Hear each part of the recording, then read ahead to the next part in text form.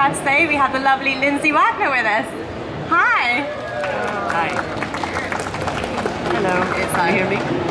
Is this on? Yeah, it's on. It's just over there. Oh, okay, right. So can you hear me? It's brilliant to have you here. Thank How you. are you enjoying yourself at the con so far? Oh, it's been very nice. It's a nice new venue, so the carpet's clean. It's always good to have clean carpets. Sparkling orange. It's nice. It looks like you've been having fun. We saw that you were tweeting you were with Hannah Spirit of S Club 7 as well. Yeah, yes. I give workshops and retreats, sometimes meditation and whatnot. And at the end of it, we dance. We always dance as part of the process to kind of get our energy going after the meditation. And one of the songs that we play at the very end is Reach for the Stars. Oh, wow. So when we were here and I saw she was here, I was like, oh, that's so great. Do you do the moves and everything?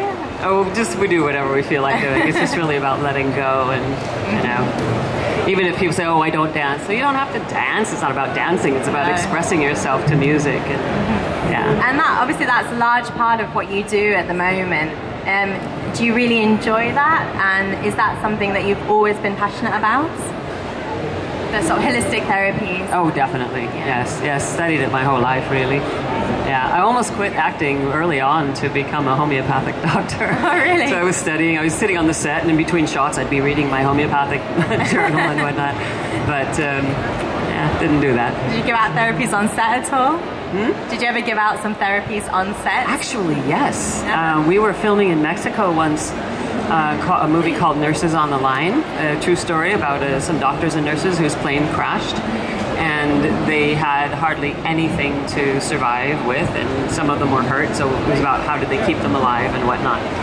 Anyway, we were filming literally in the Mexican jungle, and the mosquitoes and the things that people were getting dysentery and whatnot, and I had all my homeopathic stuff. And people were trying to take the medical stuff, and it wasn't working. I'd be slipping them stuff, you know, in my thing. They would say, "Oh, that helps so much, thank you." So I was playing a doctor, a student nurse in the movie, and I was being the doctor on the set. Life imitating art. Exactly.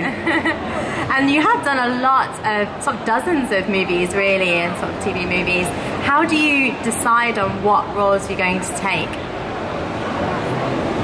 For me, it's about the resonance of what the piece has. I tend to not look for the roles like most actors, like a smart actor would do. I tended to look more for what's the impact of the show on the audience. I love issue-oriented movies, if you will, or things that can show human potential. I don't like to necessarily... I'm not drawn necessarily to movies that just stir up an issue, but are about someone who has kind of transcended their circumstance rather than just say survived it. Sort of teaches a lesson, really. Yeah, but certainly not to the exclusion of entertainment, you know. So we're at Comic-Con. Obviously, people here are most likely to know you as the Bionic Woman. And are you surprised that even now, after so long after you first took that role, that people still talk about it and it's still such a popular character? Well, I'm not surprised anymore. It was surprising as that whole phenomenon and the iconic status started to happen. But it isn't surprising when you think about it. I mean, literally, Jamie Summers was the first woman to be in a powerful position on television, you know, in live action, if you will. And so it was very empowering for women in general, and it was also the 70s, and there was really nothing before that. So the whole generation of women, 30s to 50s, you know, and beyond, really, because even grown women were fascinated by being able to experience a woman being in a powerful position like that. And we also worked very hard to have the stories written in a way that expressed perhaps more of what it would be like to have a woman in that position rather than a man, which was more about, you know, you're the bad guy, boink, I'm the good guy, and thank God I'm stronger because I win. And whereas we were constantly pushing the envelope, trying to change what we were charged with as a show by the network, which is, you know, you have an action show. Thank you. You have an action show, and so there's always espionage and stuff going on, and there's supposedly so now we have an adversary and the so-called good guy. But I wanted them to start including things that would happen in a woman more naturally, which is seeing them, yes, as someone who we want to stop them from doing what they're doing, but we don't. But a woman would kind of have more of a tendency to look at them as a person, as opposed to a problem that has to be fixed. And so your actions and your steps that you would take to the same end would be different. So I think that was meaningful to a lot of people. I mean, certainly kids took it in, you know, and saw that, and it even affected men. You know, men have come to me and told me how they had the experience of watching it when they were a kid, and it really taught them that sensitivity and strength can still exist in the same person, even though it was a woman doing it, you know. And I was very moved by that when men started sharing that. As I got older, of course, they got to get to be about 40 before they tell me that. That's fantastic, and I think obviously when you come to the cons, you get to chat to lots of different people who must tell you what it means for you to be here and see you as a Bionic Woman as well. Do you have new fans coming up to you who certainly didn't watch it the first time it came out, and are now finding the Bionic Woman and coming up to you as new fans saying that we love you? It's actually happening. It tickles me when these young people come up. I mean, it's not as massive as it was, of course, initially, but it's, oh, my mom sits, we watch this with my mom, and I love it, and I really, because my kids watch it and they laugh, you know. I mean, they grew up on Terminator and blah, blah, you know, whatever. And so the technology, by the time they were introduced to it, as is this younger generation now, the kids today, I think it's something, though, that was also true with the original generation, that is happening today. When parents share it with their kids, they're sharing it in such a joyful state because it was for them as a kid, and so the parent becomes a kid watching it again. I get to see people, doesn't matter whether it's a gnarly guy, tatted and everything, coming up to me, and all of a sudden they get to me and they go, oh, I just loved you when I was a kid, right? They totally change, and then when they get ready to leave, it's like, thank you, and they walk away again. And the same is true with everybody. I get to see the child in everyone, and I think that happens when the parents share the videos or watch the shows with their kids, that they can even feel the joy in the room.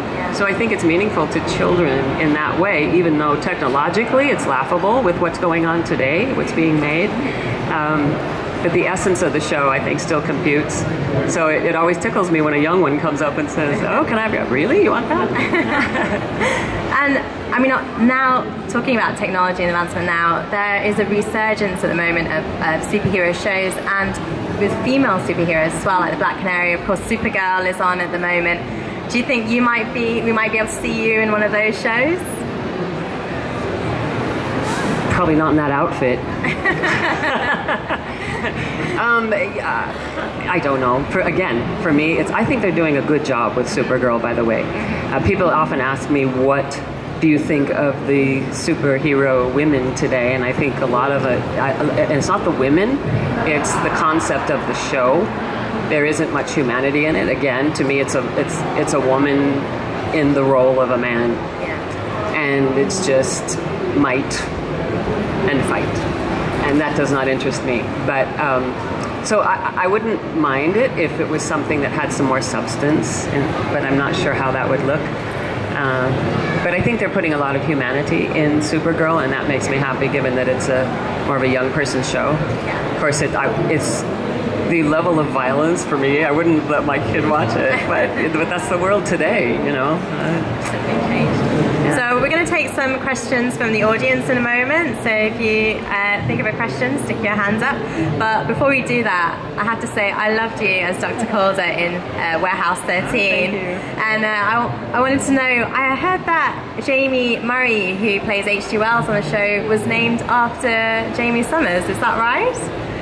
Yes, there's a lot of Jamies and Lindsays running around. As a matter of fact, that was the first time people say, well, when did you really know that you'd made it? And, you know, I knew the show was number 1, number 3, number 4, just kind of constantly in the upper 4 as it was playing. But my name in America, unlike in, I think, probably Scotland and England, Lindsay is a more common name. Nobody was named Lindsay in the U.S. And so if the name was ever uttered or anywhere around me, it was me they were calling.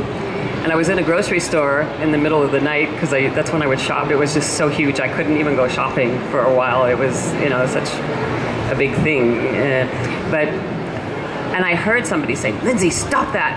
And I went, what? And I was like trying to figure out what. And there was this little girl, like, groping things on the shelf, and her mother was talking to her, and she looked up and she saw me and she went, oh, my daughter, blah blah blah. And I thought, wow, somebody named a child after me. Wow. You know, and so that's, I think, was my defining moment when I went, okay, you know, there's no return from this place. Fantastic. Okay, so has anyone in the audience got any questions?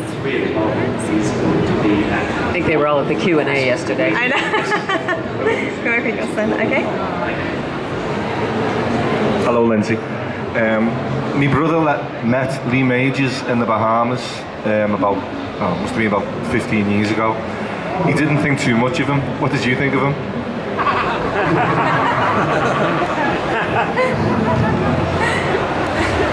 Well, now, we have a great relationship, you know, yeah. I don't know. I know he's very shy, and at times, and I don't know, maybe he approached him in a time when it wasn't appropriate. Who knows, you know. It's tough. It's not as easy to not have any anonymity in this world. People say, oh, it'd be so nice to be famous.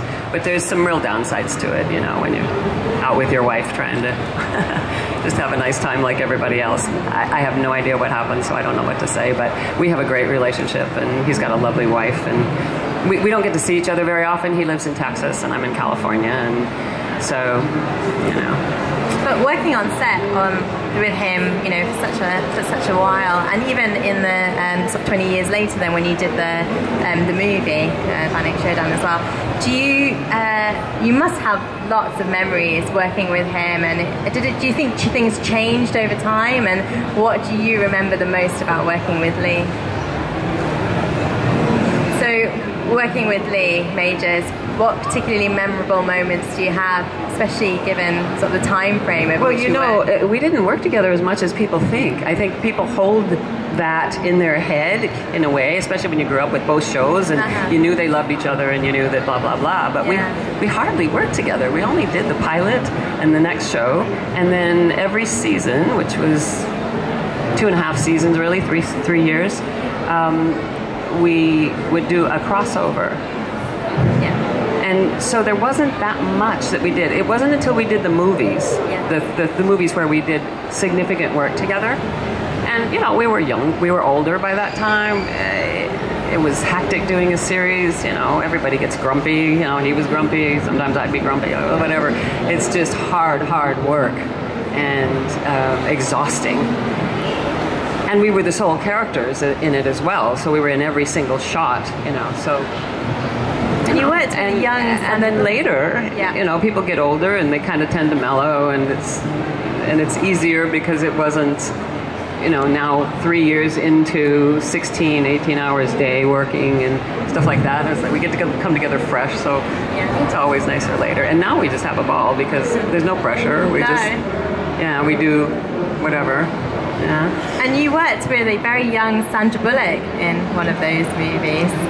That's right. Yeah. She was very green at the time, but even then, working with her, I could see that there was this real jewel in there that just hadn't been discovered and polished yet. We were trying to do a spin-off where she would be the next Bionic Woman. Right, yeah. And I was going to play kind of her mentor if we spun the show out. But it was funny because I just thought she was so good. I thought this girl, in just a very short period of time, when she gets a little more experience, I mean, because she was so green that she was still missing her mark, or she'd lean into your shot when you were doing it over the shoulder, and I'd have to lean to try and catch the camera, but she has such a natural ability with comedy. She's very funny naturally, and so we went back, and they said no, they weren't going to make the series. And I said, why? That's crazy. And they said, well, we don't think that she can hold a show. And I said, no. And so I was like fighting. And Richard Anderson and I really went to bat for her in the tower. And they said, just don't think she can hold the show. And I'm sure they're really embarrassed by now. That's a big mistake, probably. Right? Well, we just have time for a couple more questions since we're at Comic-Con. Very quickly, we just wanted to know, there are lots of cosplayers here, and so if you were to dress up as any character you wanted, who would that be? Okay, so if I was to dress up as Wonder Woman, my friend Linda Carter, that must mean that I would have, I would have grown a little in order to do that. So if that was possible, outfit somehow. Fill out, no, I don't know. I don't know a whole lot of the types of characters that people do dress up, so I'm not probably the most interesting person to ask that of. But maybe Wonder Woman if you can. And we have, obviously, the big movie coming out soon is Batman versus Superman. So what we want to know is, who do you think would win that battle? Okay, so you have to explain to me. I wasn't aware that was... I mean, I heard bits and pieces, but I really don't understand it. So I don't understand, why are two good guys fighting each other? What is that about? They're both supposed to be the good guy hero. Why are they fighting each other? I know. It's hard for me to even answer the question, although I picked Superman, I must say. Team Superman. Just there's a lighter feeling to him, but who knows? Today, our movie culture can turn anything dark. So turn Superman dark too. Oh, fine, whatever. But I guess that's who I would pick. But what's the deal with that? Why are they fighting each other? Come on, somebody tell me what's up with that. I guess that's what we need to watch the movie to find out. Nobody gets to say sacred. Well, thank you so much for talking to us. It's been a pleasure. Everybody say thank you to Lindsay Wagner. Thank you.